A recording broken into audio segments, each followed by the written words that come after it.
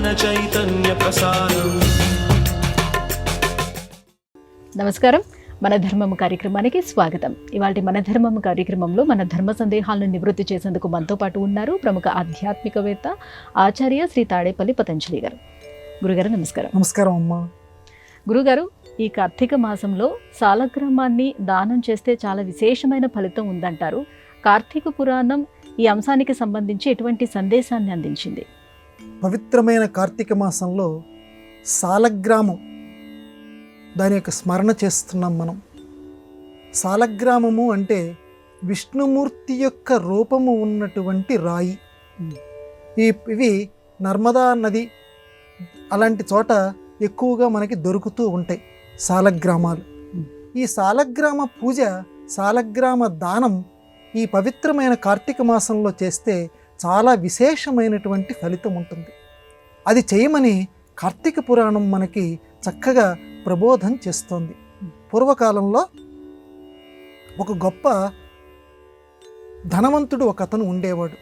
ఆ ధనవంతుడు ఎన్నో రకాల దానాలు చేశాడు కానీ సాలగ్రామం కార్తీక మాసంలో దానం చేయమంటే ఆయన అన్నాడు, ఏమిటండి, ఏదో ఒక రాయి అంటే చూడండి హేళనాత్మకం అనమాట అండి, ఒక రాయిని దానం చేస్తే మనకేం పుణ్యం వస్తుంది, నేను చెయ్యను పో అని చెప్పి మిగతావి దానం చేయటానికి సిద్ధపడ్డాడు కానీ సాలగ్రామాన్ని దానం చేయటానికి ఇష్టపడలా.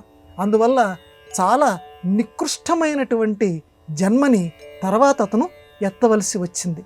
తర్వాత జన్మలో అతని కొడుకుకి నారద మహర్షి అంతటి గొప్పవాడు వచ్చి, నీ తండ్రి సాలగ్రామం దానం చేయలేదయ్యా, అందువల్ల చాలా నికృష్టమైనటువంటి జన్మనెత్తాడు, నాకు తెలుస్తోంది అని నారద మహర్షి చెప్పి, ఇప్పటికైనా నువ్వు సాలగ్రామాన్ని దానం చెయ్యి, చేస్తే నీ తండ్రి మరలా ఉత్తమ గతిని పొందుతాడు అని చెప్పిన మా నాన్నయ్య చేయింది నేనెందుకు చేస్తానండి, కాబట్టి బంగారం దానం చేయమంటే చేస్తాను, ఏదో మీరు ఇలా చెబుతూ ఉంటారు అని కొడుకు కూడా దానం చేయాల.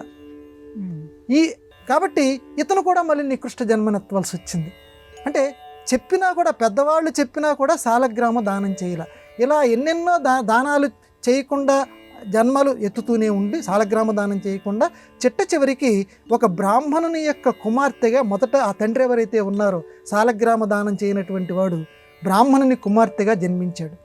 ఆ బ్రాహ్మణుడు తన కుమార్తెకి వివాహం జరిపిస్తే పెళ్లి చేసినటువంటి కొద్ది రోజులకే భర్త చనిపోయాడు. అప్పుడు ఆ బ్రాహ్మణుడు యోగ దృష్టి ఉంది ఆయనకి, ఆలోచన చేశాడు, ఓహోహో నా కుమార్తె చాలా జన్మల క్రితం సాలగ్రామం దానం చేయమంటే చేయలేదు, అలాగే ఇన్ని జన్మలు ఎత్తి ఇప్పుడు చివరికి నా కుమార్తె కింద పుట్టి ఇప్పుడు పెళ్లి చేసుకున్న వెంటనే ఇటువంటి దుస్థితిని అనుభవించవలసి వచ్చిందని చెప్పి తన కుమార్తె చేత సాలగ్రామాన్ని దానం చేయిస్తాడు. దానం చేయించటం వల్ల మరుసటి జన్మలో ఒక అద్భుతమైన బ్రాహ్మణ యువకుడి కింద పుట్టి అక్కడ మళ్ళీ అతను సాలగ్రామాలు దానం చేయటం చేసి ఒక గొప్పదైనటువంటి మోక్ష సామ్రాజ్య సిద్ధిని అతడు పొందాడు అని కార్తీక పురాణం మనకి చెప్తుంది.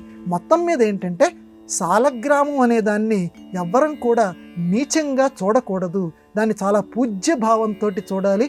వీలున్నంత వరకు దీపాన్ని ఎలా దానం చేసి పుణ్యాన్ని మనం మూట కట్టుకుంటామో సాలగ్రామం కూడా ఎక్కడన్నా దొరికితే తప్పనిసరిగా కళ్ళకద్దుకొని తెలిసినటువంటి వాళ్ళకి కానివ్వండి, తెలియనటువంటి వాళ్ళకి కానివ్వండి, ఎవరైనా మేము పూజ చేసుకుంటాము అని అంటే వాళ్ళకి అందచేస్తే వాళ్ళకి వచ్చేటువంటి లాభం ఇంత అంతా కాదని కార్తీక పురాణం చెప్తోంది. దాన్ని అందరూ పాటించెదరుగాక. గురుగారు, వ్యవహారానికి ధర్మానికి మధ్య ఉన్నటువంటి ముఖ్యమైన తేడా ఏమిటి? లోకంలో లౌకిక వ్యవహారము అంటారు, ధర్మము. ఈ లౌకిక వ్యవహారానికే ఇంకొక మాట మన వాళ్ళు కనిపెట్టారు, లౌక్యము అని. అంటే కర్ర విరగకూడదు, పావు చావకూడదు, దీన్నే మనం లౌక్యము అంటారు. అంటే ధర్మం ఉంటుంది, ఎప్పుడు ముక్కుకి సూటిగా పోతే ముక్కు పగిలిపోతుంది అంటే మన వాళ్ళు కనిపెట్టింది. అందువల్ల ఏం చెప్పాలి, ధర్మాన్ని నెరవేర్చు కానీ దాన్ని లౌక్యంగా చెయ్యి. అంటే ఎక్కడైనా ఒక కార్యక్రమం జరుగుతోంది అనుకుందాం ఉదాహరణకి, ఆ కార్యక్రమంలో దానం చేయటానికి ఆ పెద్ద మనిషికి ఇష్టం లేదు, దానం చేయటం అనేది ఒక ధర్మం. అప్పుడు ఆ పెద్ద మనిషి చేత దానం ఇప్పించాలి, ఎంతో కొంత మనం విరాళం పొందాలి. ఇక్కడ వెళ్ళినటువంటి వాళ్ళు అయ్యా ఇలా ఒక దేవాలయం కడుతున్నాము, లేకపోతే బడి కడుతున్నాము, కొంచెం మీకు తోచినంతగా మీరు చాలా ఐశ్వర్యవంతులు కదా, డబ్బు ఇవ్వండి అని ప్రత్యక్షంగా అడిగితే చాలామంది ఒప్పుకోరు. కొంతమంది ఇస్తారు కానీ కొంతమంది ఇవ్వటానికి ఒప్పుకోరు. అందువల్ల లౌక్యం ఉన్నటువంటి వాళ్ళు ఏం మాట్లాడతారంటే, పెద్దవాళ్ళు బాగా తెలిసినటువంటి వాళ్ళు వ్యవహార ధర్మానికి దానికి అసలు ధర్మానికి ఉన్న తేడా.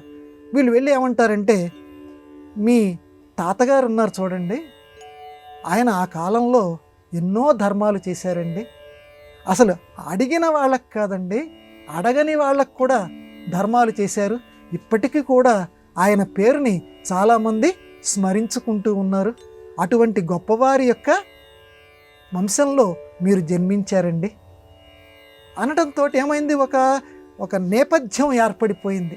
ఆ వింటున్నటువంటి ఆయన, ఓహో మా తాతగారి గురించి ఈనాటికి కూడా అందరూ అనుకుంటున్నారా? ఎందుకు అనుకుంటున్నారు? ఆయన గుప్త దానాలు అనేక చేశారు కాబట్టి నేను కూడా దానం చేస్తే బాగుండునని వీళ్ళు చెప్పకుండానే ఆయన మనస్సులో ఒక కీర్తి కాంక్ష లోపల ప్రవేశిస్తుంది.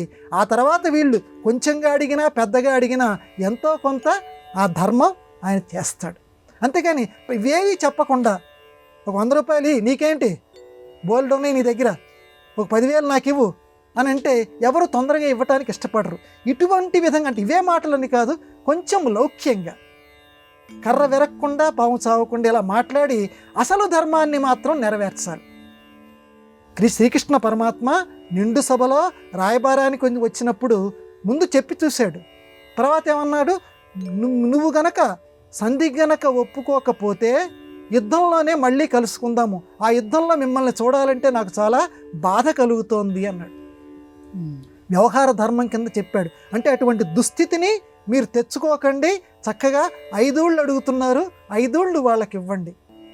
అంటే మీ ఎడల నాకు చాలా అభిమానం ఉంది, మిమ్మల్ని ఆ స్థితిలో నేను చూడలేను కాబట్టి దాని నుంచి తప్పించండి నన్ను, ఆ బాధ నాకు రాకుండా మీరు చేయండి అని అడిగాడు శ్రీకృష్ణ పరమాత్మ. ఇట్లా లౌక్యంగా మాట్లాడటంగా నేర్చుకోవాలి ధర్మాన్ని నిలబెట్టేటువంటి పరిస్థితిలో. ఇది వ్యవహార ధర్మానికి అసలు ధర్మానికి ఉన్నటువంటి తేడా. గురుగారు, ఒక్కోసారి మనం పంచాంగం చూసినట్లయితే అమృతకాలం, రాహుకాలం, దుర్ముహూర్తం ఇవన్నీ కూడా ఒకేసారి వచ్చినట్లుగా రాస్తూ ఉంటారు. ఇది ఎలా సాధ్యమవుతుంది? పంచాంగము దీన్ని చక్కగా తిథి, వారము, నక్షత్రము, యోగము, కరణము ఈ 5 కలిస్తే పంచాంగము అంటారు. సంప్రదాయవాదులు తెలుసున్నటువంటి వాళ్ళైతే ప్రతిరోజు కూడా ఏం కార్యక్రమం చేయాలో పంచాంగంలో చూసుకుంటారు. పంచాంగంలో చూసుకొని అమృతకాలం ఎప్పుడుంది, దుర్ముహూర్తం ఎప్పుడుంది, వర్జ్యం అంటే విడిచిపెట్టదగినటువంటి కాలం ఎప్పుడుంది, ఇలాంటివన్నీ కూడా ఆ తేదీల్లో అక్కడ రాసి ఉంటారు, అవి చూసుకుంటారు. అయితే ఇప్పుడు మీరు అడిగిన ప్రశ్న ఏంటంటే, విరుద్ధమైనటువంటివి 2 కూడా ఒక్కొక్కసారి వస్తుంటాయి. అమృతకాలం అంటే ఆ పని చెయ్యటానికి అమృత ఘడియలు అంటే చాలా చాలా చాలా మంచి ముహూర్తం, మంచి సమయం, ఆ సమయంలో చెయ్యాలి. సరిగ్గా ఏ 1 గంటకో అమృతకాలం అని రాశారమ్మా, దాని కిందే రాహుకాలం కూడా 1 గంటకి అని రాస్తారు. అరే అమృతకాలం 1 గంటకని రాసి మళ్ళీ రాహుకాలం కూడా రాహుకాలం అంటే ఏంటి? రాహు అంటే పట్టుకునేటువంటి వాడు, అంటే దుర్మార్గుడు, పట్టుకునేటువంటి అంటే అది అశుభ ముహూర్తం, ఆ ముహూర్తంలో ఏమీ చేయకూడదు. అక్కడేమో పైనేమో అమృత ఘడియలు అని చెప్పి మంచి ముహూర్తం అని చెప్పి అదే 1 గంటకి రాస్తున్నారు, కిందేమో ఏ పని చేయవద్దు అని చెప్పి రాహుకాలం అని చెప్పి అదే సమయం వేస్తున్నారు. ఎందుకు ఇట్లా ఎలా ఎందుకు రాస్తారు? వాళ్ళకి తెలియదా? వాళ్ళకి అన్నీ తెలుసు. పంచాంగకర్తలు చాలా చాలా గొప్పవారు. ఎందుకు ఇలా రాస్తారు అని అంటే, సూర్యుడు, చంద్రుడు, నక్షత్రాలు వీటి గమనాలని అనుసరించి సూర్యోదయ సమయాన్ని బట్టి అమృతకాలం ఇలాంటివన్నీ కూడా రాస్తారు. సూర్య అస్తమయ సమయాన్ని బట్టి కేతుకాలం రాస్తారు, రాహుకాలం రాస్తారు. అంటే ఇది సూర్యోదయానికి ప్రధానంగా, అంటే ఇది ఒక్కటే కాదు, నేను ప్రధానమైనటువంటి విషయం చెప్తున్నాను. సూర్యోదయంలో వాటి సంచారం పట్టేమో అమృతకాలం రాస్తారు, సూర్యాస్తమయానికి సంబంధించేమో ఈ రాహుకాలం, కేతుకాలం రాస్తారు. ఒక్కొక్కసారి వీళ్ళ గణనలో, వీళ్ళ లెక్క పెట్టడంలో ఏం జరుగుతుందంటే, ఆ 2 కూడా ఒకే సమయంలోకి వచ్చి కూర్చుంటాయి. కూర్చున్నప్పుడు ఆ సమయంలో అది అమృతకాలం అయినప్పటికీ ఆ సమయాన్ని విడిచిపెట్టడమే మంచిది అని చెప్పి పెద్దవాళ్ళు చెప్పారు. అందువల్ల రాసేటువంటి వాళ్ళకి తెలుసు, కానీ వాళ్ళు అబద్ధాలు రాయరు. కాబట్టి ఆ అస్తమయం ప్రకారంగా రాహుకాలం ఆ సమయంలో వచ్చింది. అది అమృతకాలం అయినప్పటికీ ఆ సమయంలో అది వర్జ్యం, విడిచిపెట్టాలి. ఇది అందరం కూడా గ్రహించవలసినటువంటి విషయంగా కొంతమంది పంచాంగ శాస్త్రజ్ఞులు చెప్తున్నారు. గురుగారు, తట్ట తగలేసుకోవటం అనే ఒక మాట ఉంది. దీనిని ఎక్కువగా బంధాలు తెంచుకునే విషయంలో వాడుతూ ఉంటారు కదా, దీన్ని ఎలా విశ్లేషించుకోవాలి? ఇది తెలుగునాట ఉన్నటువంటి సంప్రదాయాల్లో ఒకటి. ఎక్కువగా గ్రామీణ ప్రాంతాల్లో, ఈనాటికి కూడా కొన్ని ప్రాంతాల్లో ఉంది. నీకు నాకు ఎటువంటి సంబంధం లేదు పో. ఇప్పుడు జ్ఞాతులు, దాయాదులు, అన్నదమ్ముల బిడ్డలు వీళ్ళు ఉంటుంటారు. వీళ్ళల్లో ఎవరైనా దురదృష్టవశాత్తు చనిపోయారనుకోండి, ఆ చనిపోయినప్పుడు వారికి సంబంధించినటువంటి ఆ వంశంలో ఉన్నటువంటి వాళ్ళందరూ కూడా ఆ దుర్వార్త విన్న వెంటనే తలస్నానం చేయాలి. మొట్టమొదట వాళ్ళ యొక్క సాన్నిహిత్యాన్ని బట్టి 3 రోజుల పాటు మైలో, 5 రోజుల పాటు మైలో, 10 రోజుల పాటు మైలో, అంటే ఏవి అంటకుండా ఉండాలి. ఇది ఒక సంప్రదాయం. అందరూ చేస్తారని కాదు, ఇది ఒక సంప్రదాయం. అంటే ఆ వంశానికి సంబంధించి ఎవరైనా చనిపోతే వీళ్ళు తలస్నానం చెయ్యాలి, అలాగే వాళ్ళ 10వ రోజుకి వెళ్ళాలి, ధర్మోదకాలు ఉండాలి, ఇలాంటివన్నీ కార్యక్రమాలు ఉన్నాయి. కాకపోతే కొన్ని కుటుంబాల్లో ఏం జరిగిందంటే అన్నదమ్ముల బిడ్డలు పరస్పరం తగాదాలు ఆడుకున్నారు. ఒకళ్ళంటే ఒకళ్ళకి పడదు. అందువల్ల వాళ్ళల్లో ఎవరైనా చనిపోయినా, వాళ్ళ బిడ్డలు చనిపోయినా వీళ్ళకి తలస్నానం చేయటం గిట్టదు, మైల పాటించడం ఇష్టం ఉండదు, ధర్మోదకాలకి వెళ్ళటం ఇష్టం ఉండదు. అందుకని నువ్వులు వదిలేశానని చెప్పులాగే తట్ట తగలేయటము అని పెట్టుకున్నారు. తట్ట తగలేయటం అంటే ఒక తట్ట తీసుకొస్తారు. ఆ తట్ట మీద ఎవరైతే తమకు ఇష్టం లేదో వారి పేరు రాస్తారు. వారి పేరు రాసి, ఇదిగో ఫలానా వాడు ఈ రోజు నుంచి నాకు ఎటువంటి సంబంధము లేదు, తట్ట తగలేస్తున్నాను.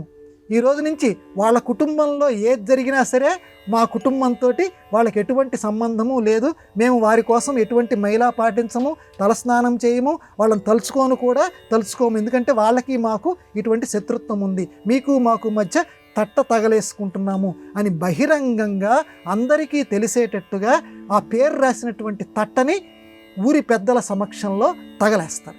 ఇక నుంచి వాళ్ళ అన్నదమ్ములైనా సరే, అన్నదమ్ముల కుటుంబాలైనా సరే, దాయాదులైనా సరే, వాళ్ళల్లో ఎవరు చనిపోయినా వీళ్ళు మైల పాటించరు, వీళ్ళల్లో ఎవరు చనిపోయినా వాళ్ళు మైల పాటించరు. పరస్పర సంబంధాలు, పరస్పరపు రాకపోకలు ఉండవు.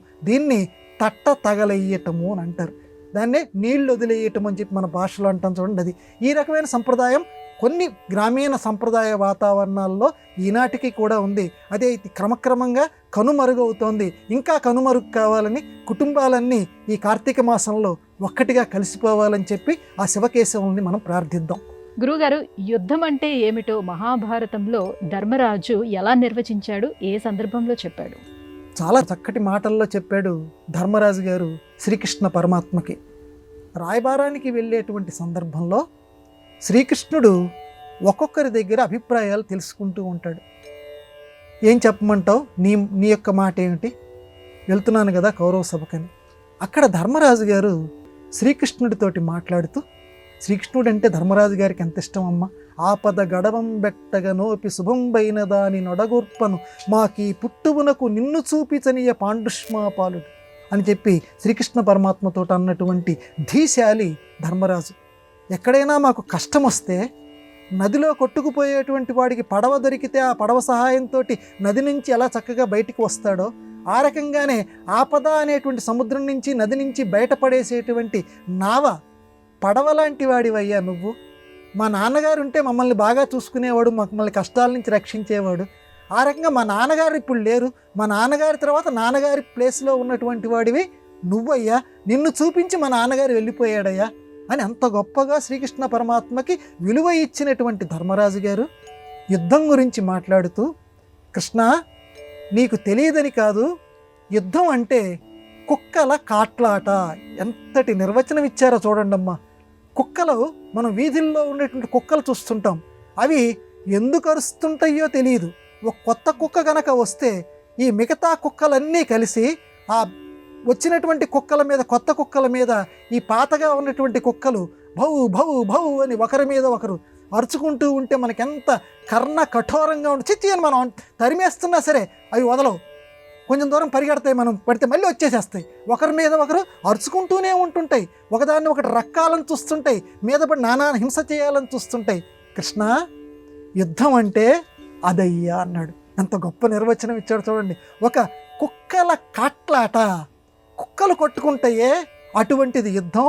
కాబట్టి అటువంటి యుద్ధం మా ఇద్దరి మధ్య, కౌరవులకి పాండవులైనటువంటి మా మధ్య రానీయకుండా నువ్వు చూడవయ్యా అని చెప్పి ధర్మరాజు గారు యుద్ధానికి చక్కటి నిర్వచనం ఇస్తారు శ్రీకృష్ణ పరమాత్మ దగ్గర. ఈ పవిత్రమైన కార్తీక మాసంలో అన్నదమ్ముల మధ్య కానివ్వండి, అక్క చెల్లెళ్ళ మధ్య కానివ్వండి, ఊళ్ళ మధ్య కానివ్వండి, దేశాల మధ్య కానివ్వండి, అటువంటి యుద్ధాలు రాకుండా ఆ శివకేశవులు అందరినీ రక్షించెదరుగాక. గురుగారు, దేవుడిని ఒక పేరుతో పిలిస్తే మానవులకు శాంతి కలుగుతుందని స్వయంగా శ్రీకృష్ణుడు గీతలో తెలియజేశాడు. ఆ పేరేమిటి? భగవద్గీతలో నేను చాలాసార్లు చెప్తూ ఉంటాను, ప్రతి సమస్యకి పరిష్కారం ఉంటుంది. ఏ సమస్య అయినా సరే తాళం చెవి భగవద్గీతలో ఏదో ఒక శ్లోకంలో, ఏదో ఒక పదంలో మనకి దొరుకుతుంది. వెతకగలగాలి. గాంధీ మహాత్ములు తనకి ఏ సమస్య వచ్చినా సరే ఆ భగవద్గీతలో ఒక పేజీ ఇలా తీసేవారట. ఆయన స్వయంగా రాశారు.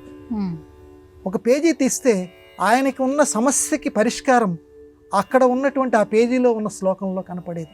ఇప్పటికీ కూడా గీతాచార్యుల మీద నమ్మకం ఉన్నటువంటి వారు ఇప్పటికీ కూడా అదే పనిచేస్తుంటారు. ఏదన్నా తట్టుకోలేనటువంటి సమస్య కుటుంబంలో ఏర్పడినప్పుడు ఒక్కసారి తాత్పర్యంతో అర్థంతో ఉన్నటువంటి సంస్కృతం వస్తే మంచిదే, లేదా తాత్పర్యంతో ఉన్నటువంటి భగవద్గీతను ఒక్కసారి అలా తీయండి.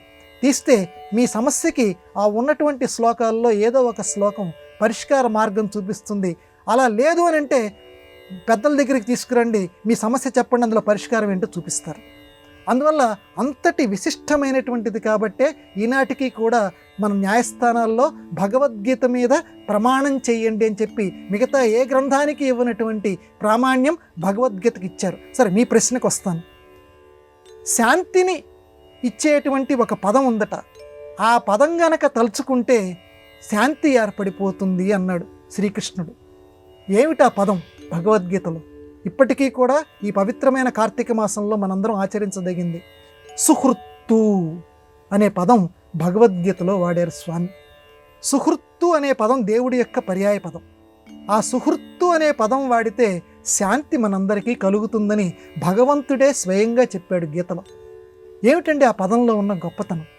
సుహృత్తు, హృత్ అంటే హృదయం, సుహృత్తు అంటే మంచి హృదయం కలిగినటువంటి వాడు, స్నేహితుడు. అంటే దేవుడిని ఒక బంధువు కింద కాకుండా, ఒక అధికారి కింద కాకుండా దేవుణ్ణి ఎలా భావించమని చెప్తున్నాడంటే భగవానుడు ఒక సుహృత్తు కింద భావించు. సుహృత్తు కింద భావిస్తే, ఎందుకంటే స్నేహితుడి పక్కన గనక మనం ఉంటే అఘము వలన మరల్చు అంటాడు భర్తృహరి. పాపం నుంచి మనల్ని పక్కకి తొలగ చేస్తాడు స్నేహితుడు.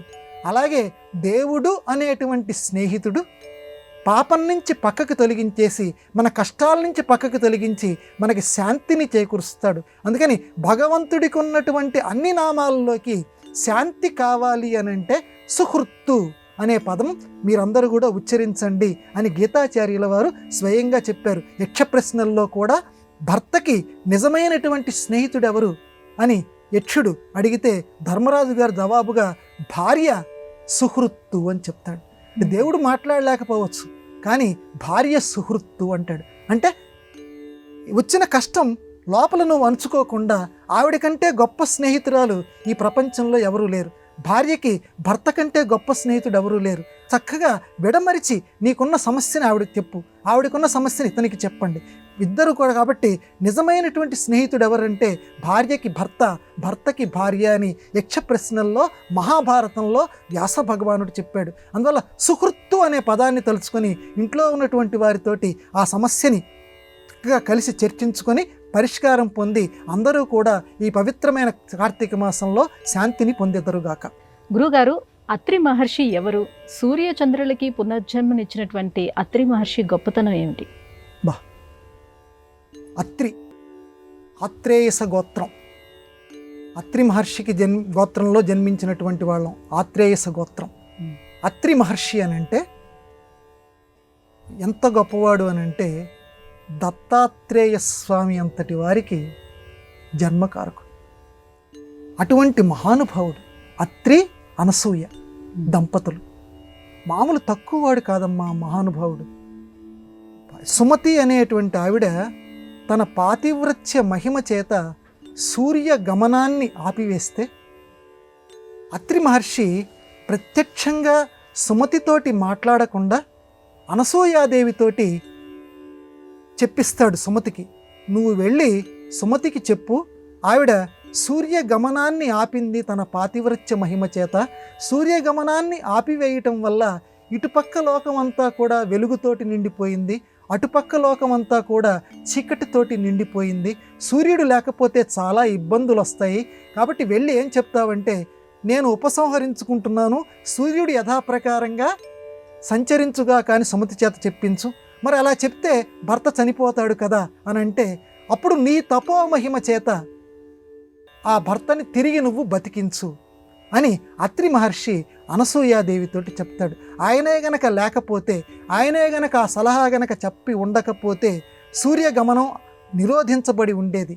ఆ అనసూయ వెళ్ళి సుమతికి అత్రి మహర్షి చెప్పినట్లే చెప్పటం వల్ల ఆవిడ ఉపసంహరించుకుంది, సూర్యగమనం మొదలైపోయింది, భర్త చనిపోతాడు. అనసూయాదేవి తన పాతివ్రత్య మహిమ చేత, అది అత్రి మహర్షి యొక్క ప్రభావమే, తన పాతివ్రత్య మహిమ చేత ఆ భర్తని, ఆ సుమతి యొక్క భర్తని తిరిగి బతికిస్తుంది. ఇది అత్రి మహర్షి పరోక్షంగా చేసినటువంటి గొప్పతనం. ప్రత్యక్షంగా కూడా ఇంకొక పని చేశాడు అత్రి మహర్షి. సూర్య చంద్రులు ఒకసారి ఈ రాహుకేతువులు గ్రహణాలు పట్టుకుంటాయి చూడండి అమ్మ. ఇలాంటి గ్రహణాల్లో ఒకసారి కొన్ని కల్పాంతాల ముందు పట్టుకున్నారట. పట్టుకొని జన్మని కోల్పోయిన పరిస్థితి వచ్చింది. అసలు అక్కడ ఇప్పుడంటే మామూలుగా పట్టుకాలము విడుపు కాలము గ్రహణాలకి మనం చెప్తాం. అంటే కొంచెంసేపు పట్టుకుంటారు, తర్వాత విడిచివేస్తారు. ఎందుకు పట్టుకుంటారో మనకు తెలుసు కదా. రాహు ఎందుకు పట్టుకుంటాడంటే, ఆ క్షీరసాగర మథన సమయంలో అందరూ ఒక వరుసలో కూర్చున్నారు, దేవతలందరూ ఒక వరుసలో కూర్చున్నారు, రాక్షసులందరూ ఒక వరుసలో కూర్చున్నప్పుడు మోహినీదేవి అవతారం ఎత్తి విష్ణుమూర్తి పవిత్రమైన కార్తీక మాసంలో ఆయన లీలను తలుచుకుంటున్నాం. ఆ మోహిని అవతారం, ఆ మోహిని అవతారం ఎత్తినటువంటి ఆ పరమ విష్ణువు మనలో ఉన్న మోహాన్ని పోగొట్టుగాక. ఆ మోహిని, ఆ జగన్మోహిని అమృతాన్ని పంచేటువంటి సందర్భంలో ముందు దేవతలకి అమృతం పంచుతూ ఉంటే ఎంతసేపటికి రాక్షసుల వరుసలో ఉన్న తమకి రాదనుకొని ఆ రాహువు కేతువు అనేటువంటి వాళ్ళు దేవతల వేషాలు ధరించి ఈ దేవతల వారు పక్కనే కూర్చున్నారు, సూర్యచంద్రుల పక్కనే కూర్చున్నారు. అమృతం వడ్డిస్తున్నటువంటి మోహిని అవతారంలో ఉన్నటువంటి విష్ణుమూర్తికి ఈ వరుసలో ఉన్నటువంటి సూర్యచంద్రులు ఇద్దరూ కూడా సైగ చేశారు. ఈ పక్క కూర్చున్నటువంటి వాళ్ళు రాహువు కేతువు అని రాక్షసులని. అప్పుడు రాహుకేతువుల్ని ఖండించి వేశాడు తన యొక్క చక్రంతో. అప్పటి నుంచి పగబట్టారు, తమ గురించి విష్ణుమూర్తికి చెప్పాడని చెప్పి వాళ్ళు పట్టుకోవటం మొదలుపెట్టారు. ఆ రకంగా ఒకసారి ముందు కల్పాల్లో బాగా పట్టుకుంటే వాళ్ళు జన్మని కోల్పోతే ఆ సూర్యచంద్రులకి తిరిగి మళ్ళీ జన్మనిచ్చాడట అత్రి మహర్షి. సూర్యచంద్రులకి జన్మనిచ్చాడంటే మామూలు వాడు కాదు కదా. ఇలా ఒకటా రెండా అత్రి మహర్షి గురించి చాలా చాలా వృత్తాంతాలు ఉన్నాయి. అటువంటి అత్రి మహర్షి ఈ కార్తీక మాసంలో మనందరినీ అనుగ్రహించి విషమమైనటువంటి కష్టాల నుంచి మనల్ని గట్టెక్కించుగాక. గురుగారు, ఇవాళ మన ధర్మం కార్యక్రమంలో మాకు వచ్చినటువంటి సందేహాలన్నీ కూడా నివృత్తి చేసినందుకు ధన్యవాదాలండి. నమస్కారం అమ్మా. ఇది ఇవాళ మన ధర్మం కార్యక్రమం. రేపటి మన ధర్మం కార్యక్రమంలో మళ్ళీ కలుసుకుందాం. నమస్కారం. ఈ కార్యక్రమాన్ని తిరిగి చూడాలనుకుంటే www.youtube.com/@ETV Life Spiritual లో చూడవచ్చు.